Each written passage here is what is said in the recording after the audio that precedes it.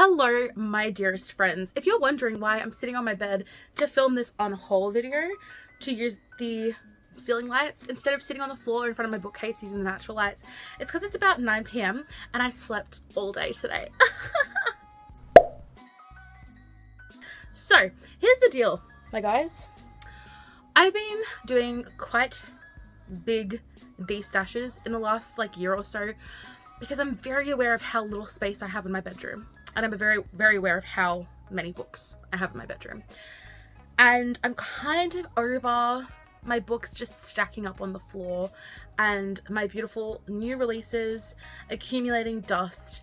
And I'm kind of at a point where I'm ready to start getting rid of YA that I genuinely would love to reread, but no, I'm never going to go back to. Plus a bunch of series that I own and again, no, I'm never going to start. I'm a very complex person.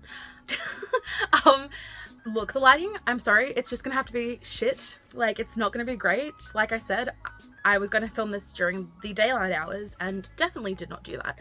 But part of the reason I want to film it now is because I have work the next 2 days, and then on Saturday a bunch of these books are going to be going to new owners, so I'm actually going to get through those books first because I've already got them set aside. Let's just start. Okay, so the first 9 books I'm showing you, it's just 3 trilogies, and these 3 trilogies are all going to the same person. I'm selling them so cheap, literally just to get rid of them and add a tiny bit of money back into my pockets. So these 9 books I am selling for $40 in total. So the first trilogy is the Serpent and Dove trilogy. So we have got, in brand new condition, never been read, never even been picked up, we've got Serpent and Dove, Blood and Honey, and Gods and Monsters. I'm not gonna lie, for the longest time I was still so sure I was eventually gonna read this series, but they are, let's be honest, they're quite thick books.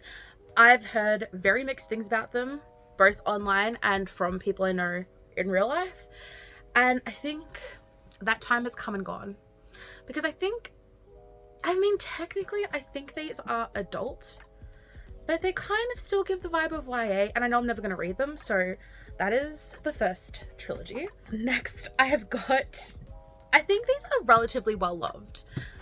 I'm pretty sure a lot of people love these books. I personally, again, I just don't think I'm ever going to read them. And if I'm being completely real, I think these are just, you need big brain energy for these books.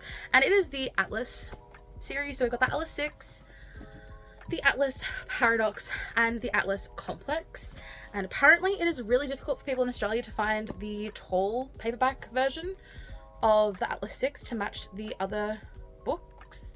Look, they are very beautiful. They looked so fucking cute on my shelves together.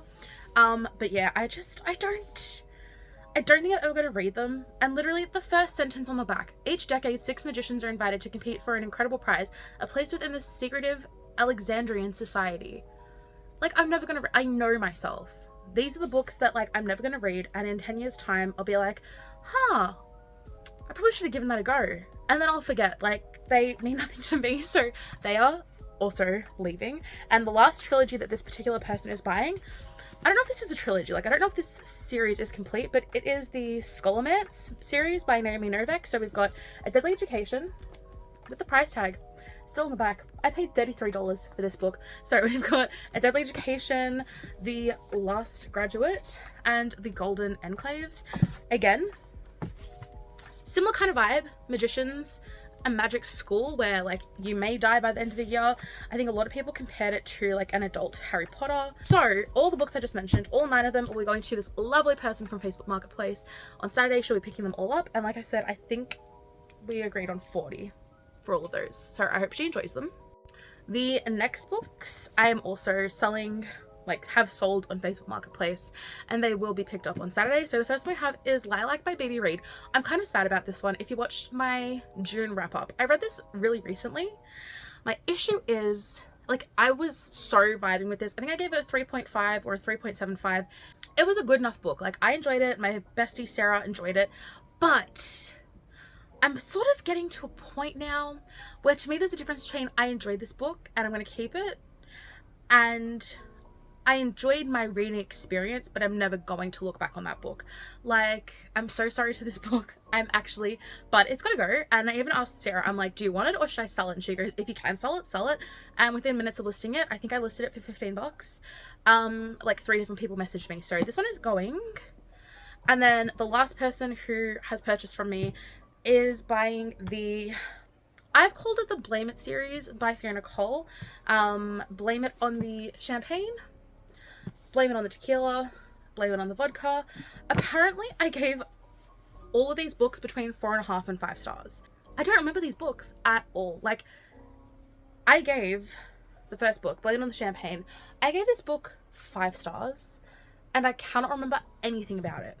And I know that each of these books follows a woman within the same friendship group, but I mean, how can I not remember anything about them? I only read these like a year or 2 ago, and if I can't remember them after a year or 2, I don't know if they deserve a place on my shelves. My shelves are kind of like a really valuable commodity right now, and I think these books aren't the right sort of books. So they are also going to be picked up on Saturday. Now we're going to get into books that honestly I just can't see anyone buying.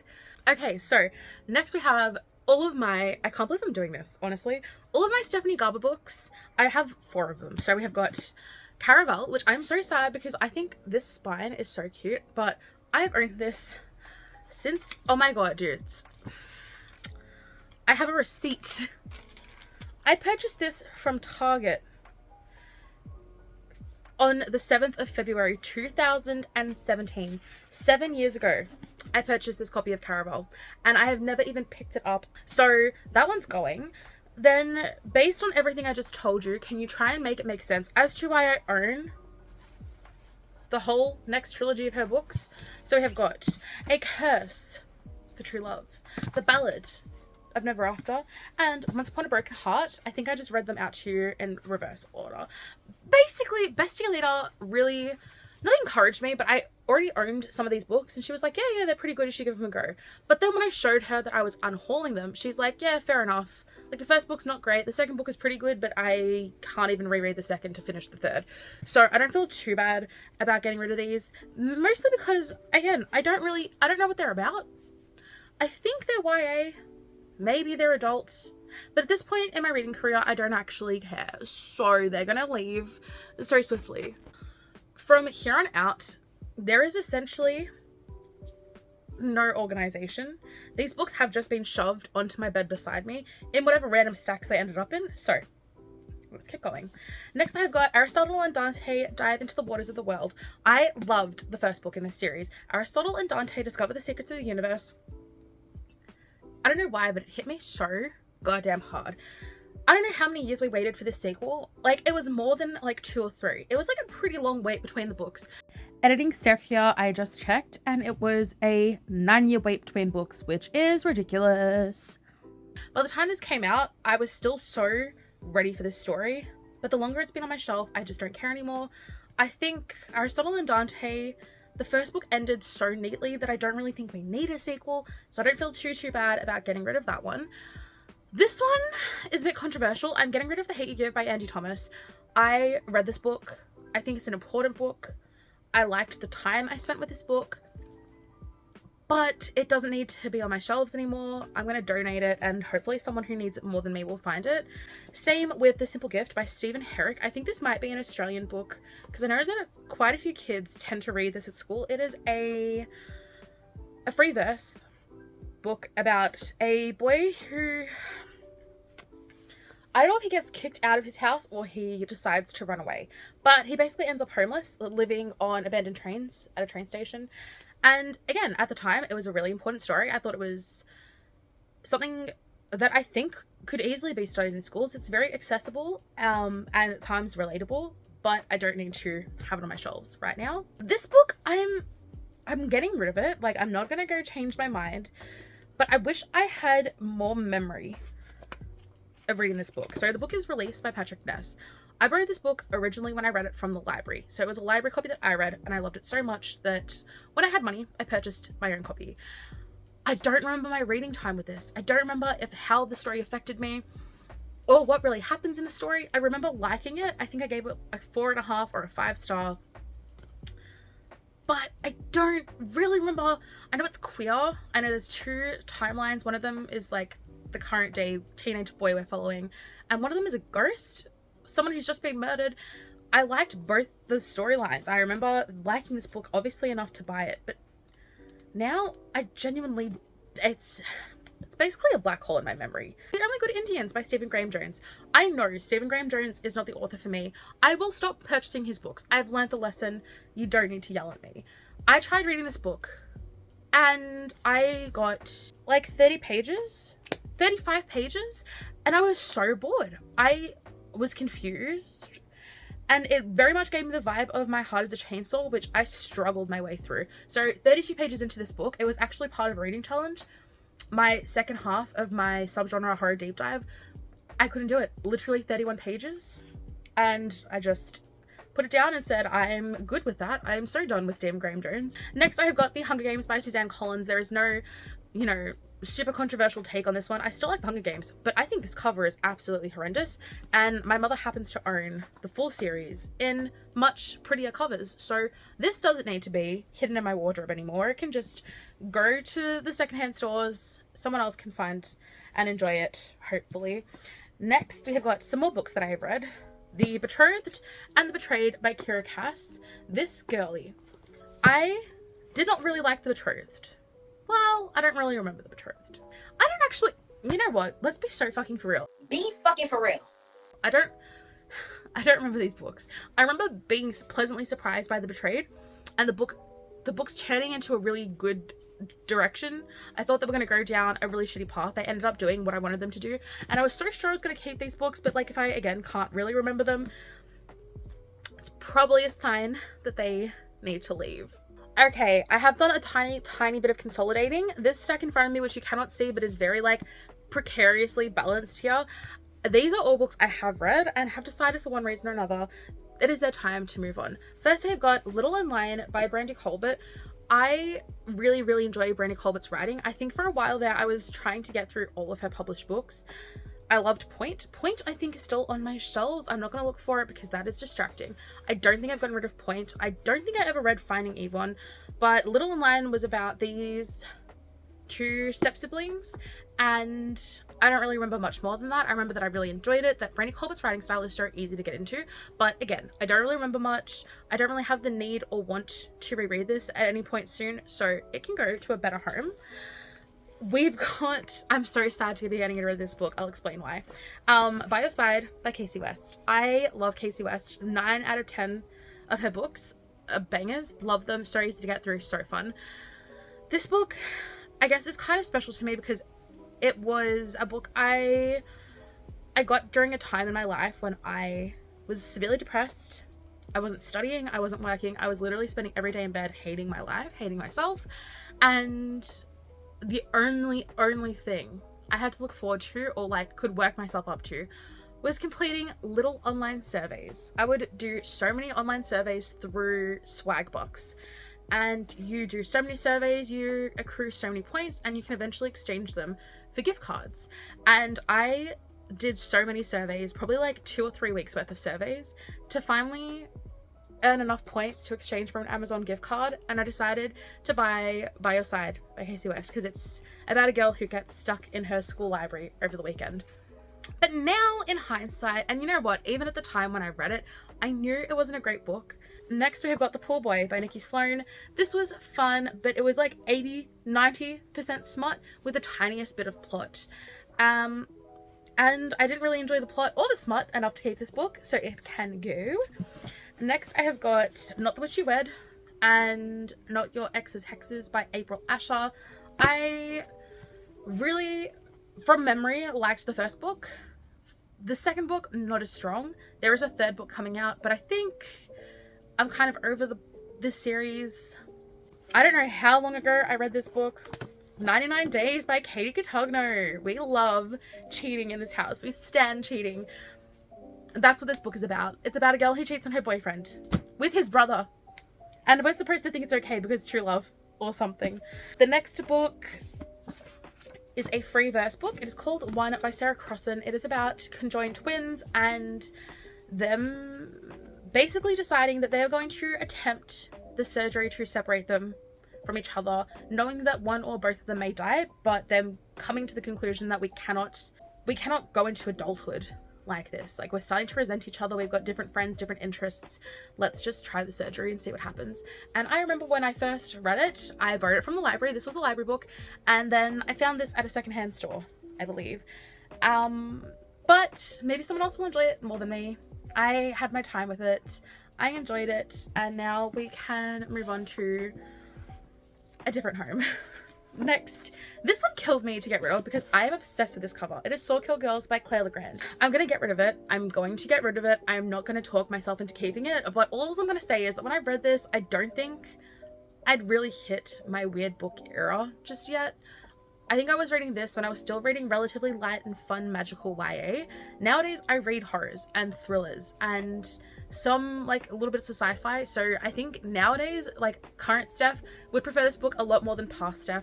But I remember just when I read it, I was a little bit confused. It wasn't really what I thought I was signing up for, and I didn't love my reading experience. So based on those memories and not the fact that I know I would enjoy this on a reread, it's gonna go. If you watched again my June wrap up, you will see that I attempted to read Fuck Marriage by Taryn Fisher, and I got about 20 pages in and really disliked the writing style and, to be honest, the main character. So she's going. I gave it a shot.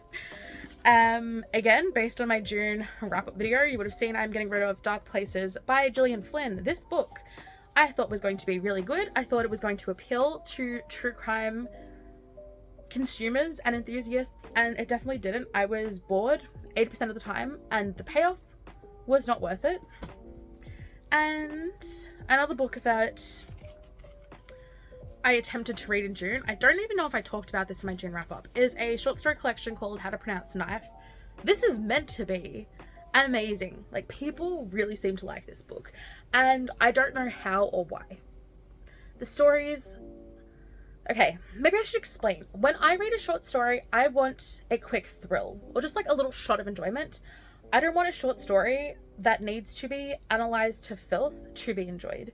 We still have a few more books that I have already read. So we have got 'Tis the Season for Revenge by Morgan Elizabeth. I love this book. Such a fun Christmas romance. The only reason I'm getting rid of it is because I have a special edition of it now that's annotated by the author. I don't need 2 copies of the same book. Well, I don't need 2 copies of this book, so this one can go, but FYI, really enjoyed it. Such a fun vibe, very reminiscent of Legally Blonde, but set at Christmas. I've got I Wish You All the Best by Mason Deaver. This was a really tough decision for me because I absolutely adore this book. This book, I think, is really important. It follows our non-binary main character named Ben, and about how Ben gets kicked out of their house and has to move in with their sister and starts going to therapy and how they interact with other people at their school. And I loved it. I think it's a really, really beautiful story, but I've read it, I've enjoyed it, and it's not for me. Like, I don't need this book in my life because it's not my sort of, like, it's not my story. I want someone else out there, a teenager who's trying to figure out who they are. I want them to find this book. This is another important YA book, but again, is not for me. May not necessarily be for anyone in Australia. It's called Girls on the Verge. This is a book that follows, I think it's 2 or 3 friends. Basically, one of them ends up pregnant, doesn't want to be pregnant, wants to abort the pregnancy, but due to all the laws that were changing in America at the time, had to travel interstate to get this procedure done. And it follows just these girls on their journey, and it's a very important book. It deals with very important issues, but I'm fortunate enough to live in a country where this problem is never going to be a problem.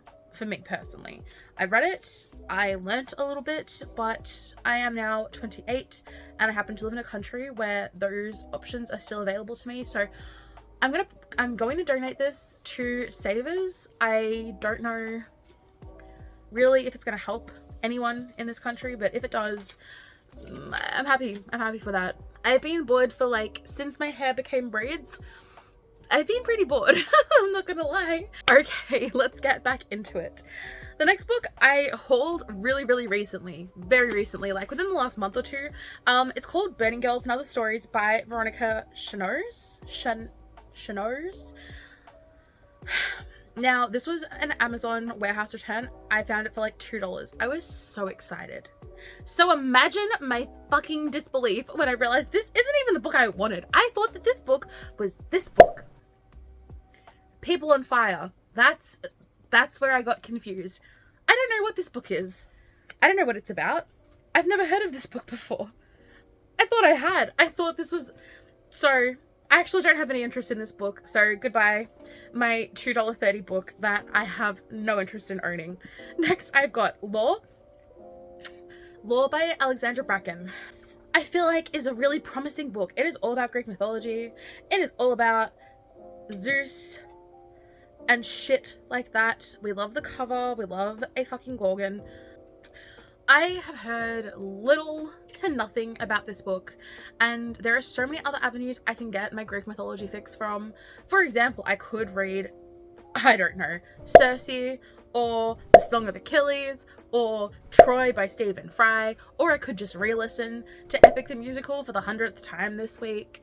So I don't really need lore in my life, unfortunately. It can go. Sayonara, good to see you. Another one that can go is More Happy Than Not by Adam Silvera. Attack of the Books. This book I originally owned an ugly cover of. It's pretty ugly, right? So then this one was released at Big W, and I'm like, who is this attractive little man? He's quite cute. Look at his whole face thing that's going on there. And I bought this cover, and I unhauled the other cover, and then I still never read the book. Next, I've got Breathless by Jennifer Niven. I have not read this book, and I'm not mad about that fact. I loved All the Bright Places. Controversial opinions aside. For me, that's my opinion! I don't know, a lot of people have a lot of opinions on All the Bright Places. I personally loved it. It made me cry, and if a book can make me cry, it's done something really right or really bad. Then I read the second book, Holding Up the Universe. What the fuck was that book? That book was absolute trash. But then when she came out with Breathless, I'm like, I'm gonna give her one more chance. And then I decided I don't want to give her another chance. I want my memories of Jennifer Niven to be strong from All the Bright Places, and just pretend that that's the only book she ever wrote. We can call it a one-hit wonder. Next, I'm getting rid of an Agatha Christie book. This is I don't even know what it's called. The Listerdale Mystery. This has 12 short cases in it. And as someone who struggles to find the motivation to read any Agatha Christie at this point in time, I don't need that. That can go. Next, I've got 2 YA books that honestly I feel like I would really vibe with, but they're taking up, again, precious space on my shelves. So someone else can love these books. We have got, so this is Our After and In Deeper Waters by F.T. Lukens.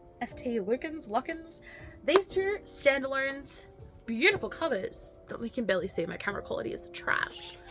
Like, I think they look really fun. I actually think I would really enjoy these books. But I've also got so many other books to read, so they can go to a new home. And then we've got the out-of-print cover of Keeland by Mia Sheridan, which is signed by the Queen herself, but also has a personalized stamp. I'm going to try and sell this book. Someone out there might want it. I don't like naked men on my covers. I prefer the new cover of Keeland. Look how cute it is. It's so pretty. So the old one can go. And then we have got a fabled book that I have hated since it arrived at my doorstep. It is knotted by Pam Godwin. We've got Manface. I don't really love Manface, but the naked cover is the actual problem. Why? Like, I understand the setting, and despite the fact that I think I could potentially really enjoy this book, I need it to not be in my bedroom. I need it to not be in my life, in my house, my space. So that one can go. I think we're done. Guys, we're done. Okay, so the total number of books I'm unhauling is 48, which isn't too bad. I've definitely had high numbers, but all of these books came off of my shelves within like a 5-minute span. I was just pulling things off like crazy, like don't need you, goodbye. And 48 books are gone. So, and I'm getting to sell 11 of those, which isn't bad. There's basically a quarter of the books I'm getting rid of, I'm actually making a little bit of money back on, which is nice. That makes me feel less shit about all the money I've spent on books that I'm never going to read. I have, oh, one more thing to tell you guys.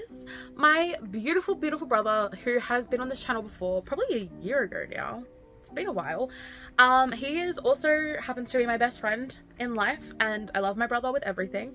He has published his first YouTube video. He is a bit of a nerd. He's a bit of a gamer, and he just posted his first video discussing the pros and cons of Yick. Anyway, I am going to link his video in the comments below and pin the comment. I would love if you could go support my brother.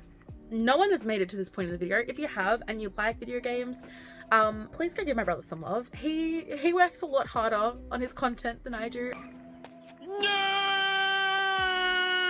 And he deserves all the praise. And I think that's all I've got to say. I will see you guys next time. Hopefully with better lighting.